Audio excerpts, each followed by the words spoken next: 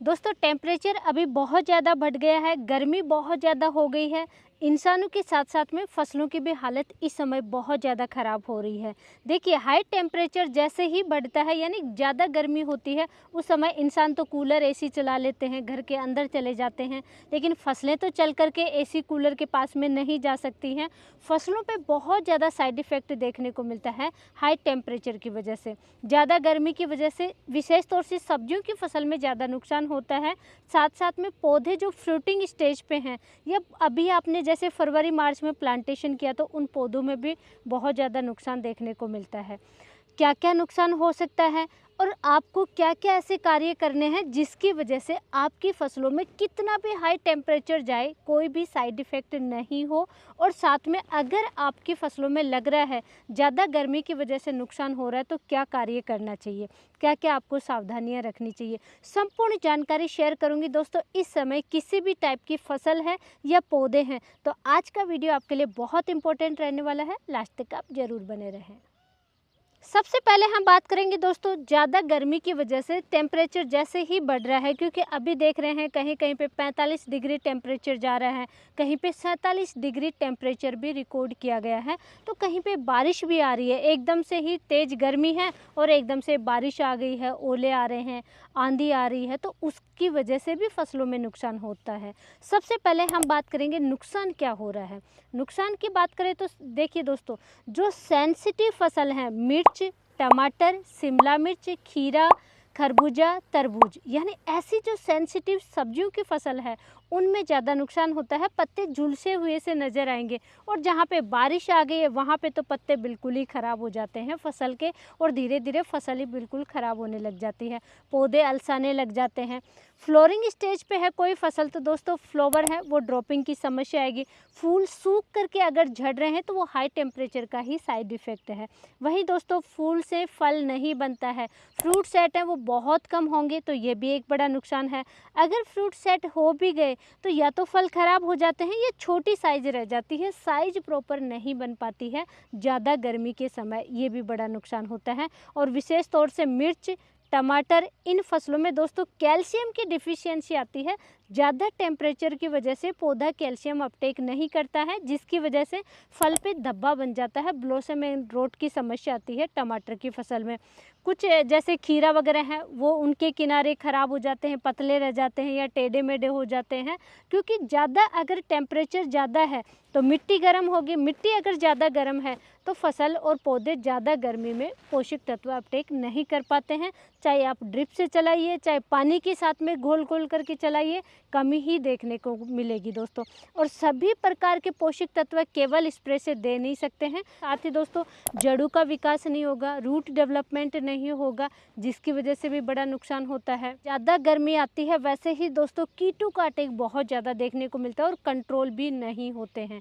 जैसे कि सब्जियों की फसल में विशेष तौर से थ्रिप्स का अटैक बहुत ज़्यादा होता है। थ्रिप्स है, वाइट फ्लाई है, माइट्स, मकड़ी का भी बहुत ज़्यादा इस समय अटैक देखने को मिलता है, उसकी वजह से भी काफ़ी नुकसान होता है।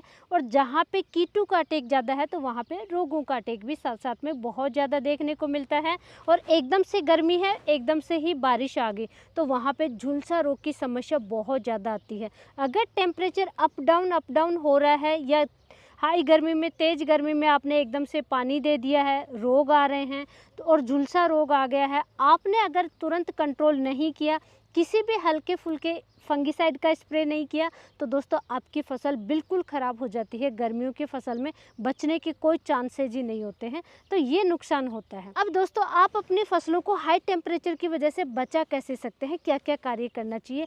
सबसे इम्पोर्टेंट है दोस्तों सावधानी रखनी है कुछ, और कुछ आपको कार्य करने हैं जिसकी वजह से कितनी भी गर्मी है आपकी फसल में नुकसान नहीं होगा। देखिए मैं प्याज की फसल में, हमारी प्याज की फसल में बैठी हूँ। इस समय मोस्टली किसान भाइयों की प्याज की फसल खेत से बाहर निकल चुकी है, लेकिन अभी देखिए हमारी फसल बिल्कुल स्वस्थ है। अब धीरे धीरे ये मैच्योर होगा, साइज बन रही है।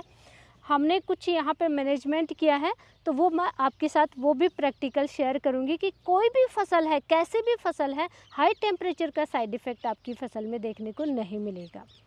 तो सबसे पहला तो दोस्तों जैसा कि आप सभी भी जानते हैं कि वाटर मैनेजमेंट प्रॉपर करना है, पानी की व्यवस्था बहुत अच्छे से करना है। पानी या तो सुबह जल्दी दीजिए 11 बजे से पहले पहले आपको पानी देना है, इस चीज़ का ध्यान रखिए। या फिर आप लेट शाम को दीजिए, 4 बजे बाद में पानी दीजिए। अपनी फसल में जितना हो सके उतना लेट आपको पानी देना है, दोपहर के समय में पानी नहीं देना है। जो किसान भाई ड्रिप से सिंचाई करते हैं और विशेष तौर से जो सेंसिटिव फसल हैं जिनका मैंने नाम लिया, मिर्च है, शिमला मिर्च है, टमाटर है, या बेल वाली फसलें खरबूजा और तरबूज की फसल है, ऐसी फसलों में बैड विधि से मोस्टली किसान भाई खेती करते हैं, ड्रिप से सिंचाई करते हैं। लेकिन उस खेत का टेम्परेचर मेंटेन करने के लिए बैडों के बीच में भी आप खुला पानी चला सकते हैं, जिसकी वजह से आपके खेत का टेम्परेचर है वो मेंटेन रहेगा। पानी का भराव ज़्यादा नहीं करना, लेकिन हल्का हल्का बेड के बीच में आप खुला पानी चला सकते हैं, जिसकी वजह से आपकी फसल में कितना भी हाई टेम्परेचर जाए दोस्तों, साइड इफ़ेक्ट नहीं होगा, फसल बिल्कुल स्वस्थ रहेगी। तो ये कार्य कर सकते हैं। वहीं दोस्तों अगर पानी का भराव करोगे, ज़्यादा पानी दोगे, तो वहाँ पे रूट डिस्टर्ब होती है, रूट रोट की समस्या भी देखने को मिलती है। तो ये आपको साथ साथ में सावधानी रखनी है। सेकंड दोस्तों, इसी में आपको हाई टेम्परेचर मेंटेन करने के लिए आप बेडों के बीच में दोस्तों पानी दे दिया आपने, और कोई घास वगैरह वो आप बिछा सकते हैं, जैसे कि ऑर्गेनिक मल्चिंग के रूप में कोई भी खरपतवार का घास है या किसी भी टाइप का आपके पास है चारा वगैरह है, तो वो बीच में हल्का हल्का डाल सकते हैं। तो वहाँ पे नमी लंबे समय तक मेंटेन रहेगी, जिसकी वजह से भी आपका खेत है वो बिल्कुल स्वस्थ रहेगा, फसल स्वस्थ रहेगी, टेम्परेचर मेंटेन रहेगा। नेक्स्ट है दोस्तों, आपको ध्यान रखना है फर्टिलाइज़र मैनेजमेंट। गर्मी के समय में अलग पोषक तत्वों की कमी आती है, बारिश के समय में अलग पोषक तत्वों की कमी आती है, और सर्दियों में आपको थोड़ा अलग ध्यान देना पड़ता है। देखिए गर्मी के समय में कोई सी भी फसल है, कैल्शियम की कमी सबसे ज़्यादा देखने को मिलेगी। मिर्ची टमाटर में मैंने बताया जैसे कि फल पे धब्बे बन जाते हैं, कैल्शियम पे अगर आप कमेंट करेंगे तो मैं डिटेल वीडियो लाऊंगी कि क्या सिम्टम आते हैं, कौन कौन सी फसलों में कैसे सिम्टम आते हैं। तो सबसे इम्पोर्टेंट एक तो कैल्शियम की कमी आती है, बोरोन की कमी रहेगी, बोरोन की कमी रहेगी तो कैल्शियम को भी अपटेक नहीं करता है। इसके साथ ही फेरस और जिंक की भी कमी रहती है। अगर फेरस और जिंक की कमी रहेगी तो दोस्तों इंसेक्ट का अटैक ज़्यादा होगा, रस चूसने वाले और चबाने वाले कीटों का अटैक ज़्यादा रहेगा। कैल्शियम बोरोन की कमी रहेगी तो फल पे दोस्तों प्रॉपर साइज नहीं बनेगी, फल है वो प्रॉपर उसकी स्ट्रक्चर नहीं बनेगी, फल का आकार छोटा रह जाएगा और स्पॉट भी बनेंगे। तो ये नुकसान देखने को मिलता है। सबसे ज़रूरी कार्य करना है आपको कैल्शियम और बोरोन की पूर्ति करने के लिए। आप ड्रिप से चाहे कितना भी फर्टिलाइजर चलाइए, 5 kg, 4 kg, 6 kg, 8 kg प्रति एकड़ के हिसाब से कितना भी आप चलाइए, आपको इस समय कम से कम 20 दिन या 25 दिन के गैप से 2 या 1 स्प्रे जरूर करना चाहिए, विशेष तौर से सब्जियों की फसल में। नेक्स्ट दोस्तों, इस समय नाइट्रोजन ज़्यादा नहीं चलाना। आपकी फसल बढ़वार फुटाव का समय है, तब भी आपको नाइट्रोजन कम से कम यूज करना है कि फसल हरी भरी रहे। एक प्रॉपर जो बढ़वार होनी चाहिए उतनी ही हो, ज़्यादा उसमें नाइट्रोजन नहीं देना है। पोटास का ज़्यादा यूज करना है। पोटास की वजह से पत्तियां हैं वो थोड़ी सी, देखिए जैसे कि मेरे पास ये बैंगन का पौधा है, इसकी पत्तियां थोड़ी रफ रहेंगी, मोटी रहेंगी, मजबूत रहेंगी और रोग प्रतिरोधक क्षमता बढ़ती है।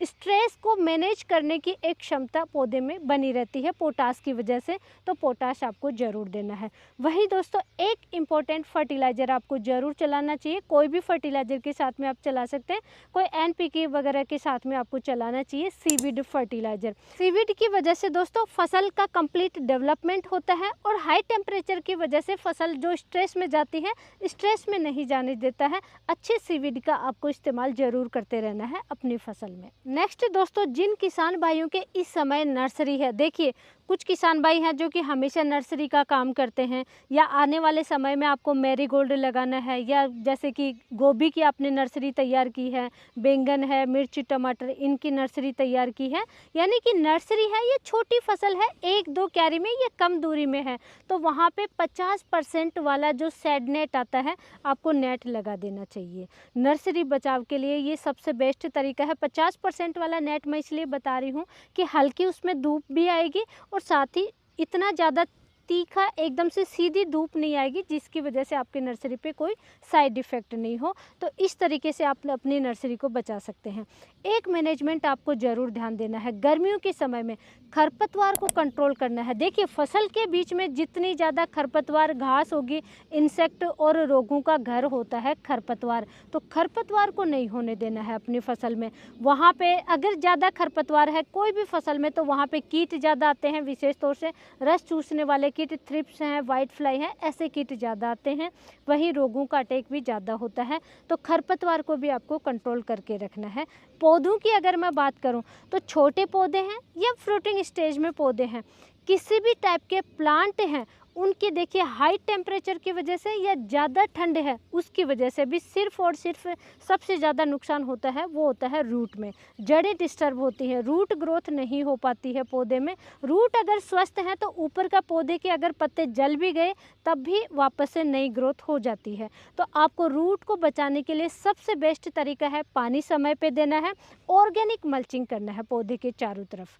इस चीज़ का आपको मैनेज जरूर करना है। ये छोटे छोटे कार्य हैं जिनकी वजह से आपकी फसल बिल्कुल स्वस्थ रहेगी, कितना भी टेम्परेचर हाई जाए कोई साइड इफ़ेक्ट देखने को नहीं मिलेगा। लास्ट में कुछ सावधानी आपको ज़रूर ध्यान रखनी है दोस्तों। एक तो दोपहर के समय में किसी भी टाइप का आपको स्प्रे नहीं करना है। इस समय देखिए मई जून ये 2 महीने ऐसे होते हैं, कोई भी अगर आप कोई कीटनाशक कोई फंगिसाइड का स्प्रे कर रहे हैं तो सिर्फ और सिर्फ शाम के समय आपको स्प्रे करना है, लेट शाम के समय स्प्रे करना है। कोशिश कीजिए आप सुबह भी स्प्रे ना करें, क्योंकि अगर फ्लोरिंग स्टेज पे है आपने कोई स्प्रे किया मधुमक्खियों को नुकसान होगा, जैसे मधुमक्खियाँ आएंगी। तो इसलिए बेस्ट है शाम के समय करें और हाई टेम्परेचर की वजह से भी कोई नुकसान नहीं होगा। सेकंड सावधानी, दोपहर के समय में अपनी फसल में चाहे आप ड्रिप से भी सिंचाई करें, दोपहर के समय में पानी नहीं देना है। थर्ड सावधानी दोस्तों, इस समय ज़्यादा यूरिया की मात्रा अपनी फसल में नहीं देना है। और नेक्स्ट सावधानी दोस्तों, आपको हैवी कीटनाशक का इस्तेमाल नहीं करना है इस समय कि फसल उसकी वजह से स्ट्रेस में जाए। स्ट्रेस में जाएगी तो फसल को रिकवर करना बहुत ज़्यादा मुश्किल हो जाता है। तो ये छोटी छोटी सावधानियों को भी आपको ज़रूर ध्यान रखना है। आपके पास इस समय कौन सी फसल है हमें कमेंट करके ज़रूर बताइए। ऐसी ही नॉलेजफुल जानकारी के लिए वीडियो को लाइक करें, शेयर ज़रूर करें। धन्यवाद।